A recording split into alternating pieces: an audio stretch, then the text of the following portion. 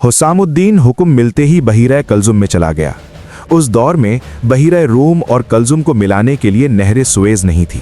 बहीरा कलजुम में सुल्तान अयूबी ने चंद एक जंगी जहाज और किश्तियां रखी हुई थीं। अगर आप मशरिक़ वुस्ता का नक्शा देखें तो आपको बहीरा कलजुम और उसके ऊपर खलीज सुएज नजर आएगी। इस समंदर के मगरबी किनारे पर मिस्र और मशरिकी किनारे पर सऊदी अरब है। शुमाल में सहरा सीना और खलीज अक़बा है। बाज़ काफ़िले जो मिस्र से हज के लिए जाते थे वो ऊँटों और घोड़ों समेत किश्तियों के जरिए खलीज सुएज अबूर करते थे।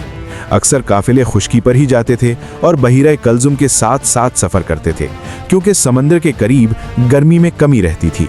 हुसामुद्दीन ने वहां जाते ही साहिल के साथ साथ खुश्की पर छापे मारने शुरू कर दिए और चंद एक डाकुओं को पकड़कर वहीं कत्ल कर दिया, लेकिन उसे उनमें सलीबी अफवाज का कोई एक भी सिपाही न मिला। हुसामुद्दीन को एक रोज़ इत्तला मिली कि मिस्र से एक बहुत बड़ा काफिला हिजाज के लिए रवाना हो गया है।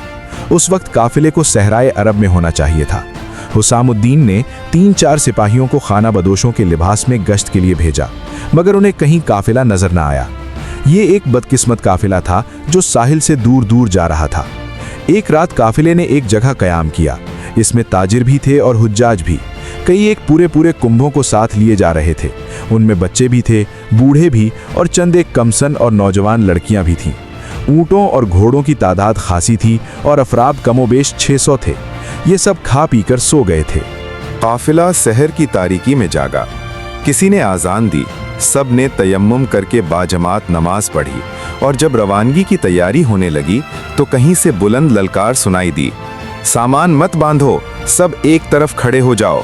किसी ने मुकाबला करने की कोशिश की तो वो जिंदा नहीं रहेगा। काफिले में कई एक घबराई हुई आवाजें सुनाई दी, डाकू डाकू। सुबह की रोशनी साफ हो गई। काफिले वालों ने देखा उनके इर्द गिर्द सहराई लिबास में मलबूस सैकड़ों आदमी खड़े थे।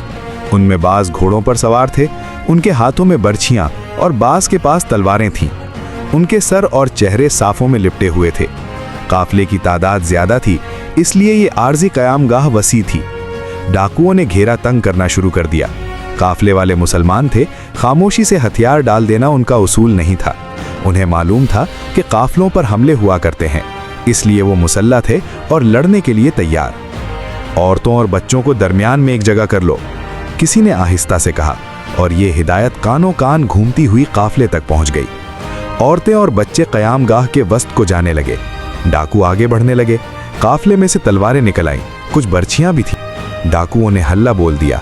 इसके बाद घोड़ों के दौड़ने का, ललकार का और तलवारें टकराने का शोर था, जिसमें औरतों और बच्चों की चीखें सुनाई देतीं और शोर में डूब जाती थीं। डाकुओं में से ज्यादातर घोड़ों पर सवार थे, इसलिए पल्ला उन्हीं का भारी था और वो तरबियत याफ्ता और तजुर्बाकार फौजी थे। काफिले वाले भी जमकर मुकाबला कर रहे थे और नारे भी लगा रहे थे। एक आवाज बार बार सुनाई देती थी, लड़कियों को दरमियान में रखना, लड़कियों को अलग न होने देना। एक लड़की की बुलंद आवाज सुनाई दी, भला गम न करो, हम तुम्हारे साथ हैं। काफिले वालों को अगर घोड़ों पर सवार होने का मौका मिल जाता तो वो ज्यादा बेहतर तरीके से लड़ सकते, मगर उनके घोड़े अभी जीनों के बगैर बंधे हुए थे। वो सलीबियों के घोड़ों तले रौंदे जा रहे थे। उनमें से बाज गिर भी रहे थे। ज्यादातर नुकसान काफिले वालों का हो रहा था। उसकी वजह यह भी थी कि वो औरतों और बच्चों को अपने हिसार में लिए हुए थे। वो घूम फिर कर नहीं लड़ सकते थे। मार्का फैलता ही जा रहा था। काफिले में 7-8 जवान लड़कियां भी थीं। उनमें इस्कंदरिया की रहने वाली एक रक्कासा भी थी जिसका नाम रादी था। वो अपने पेशे से इसी उम्र में मुतनफ़िर हो गई और हज के लिए जा रही थी। उसके साथ वो आदमी था जिससे उसे मोहब्बत हो गई थी। इसी के सहारे अपने आकाओं से भाग आई थी। उन्होंने अभी शादी नहीं की थी। दोनों ने फैसला किया था कि वो मक्का मुअज़्ज़मा जाकर शादी और फिर हज करेंगे। रादी रक्कासा थी, इसलिए उसका जिस्म फुर्तीला था। कुछ देर तक वो उस आदमी के साथ रही जिसके साथ वो हज को जा रही थी। उस आदमी के पास तलवार नहीं थी जो उस जमाने में लोग लिबास का हिस्सा समझकर अपने साथ रखते थे। उसकी बजाय उसके पास खंजर था।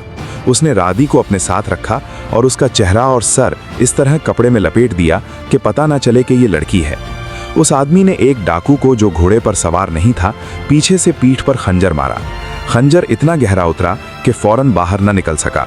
डाकू ने घूमकर उस आदमी के पहलू में बर्छी की तरह तलवार घोंप दी, फिर दोनों गिर पड़े। इस डाकू की पीठ के साथ तीरों से भरी हुई तरकश बंधी हुई थी और उसके कंधे और गर्दन में कमान भी लटक रही थी। रादी ने उसकी कमान और तरकश उतार ली। ये मैनों क़याम गाह के किनारे पर थे। करीब ही कुछ सामान पड़ा था जिसमें खैमे भी थे। रादी सामान और खैमों के ढेर के पीछे छुप गई। सलीबी डाकुओं के घोड़े दौड़ते हुए उसके सामने से गुजरते थे। रादी की कमान से तीर निकलता और घोड़ा सवार औंधा हो जाता।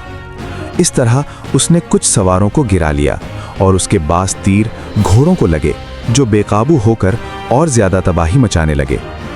रादी को कोई भी न देख सका, मगर उसने एक सवार पर तीर चलाया जो सवार की बजाय घोड़े की गर्दन में उतर गया। घोड़ा बेकाबू होकर घूमा और दूर का चक्कर काटकर सामान और खैमों के उसी ढेर पर आ गया जिसमें रादी छिपी हुई थी।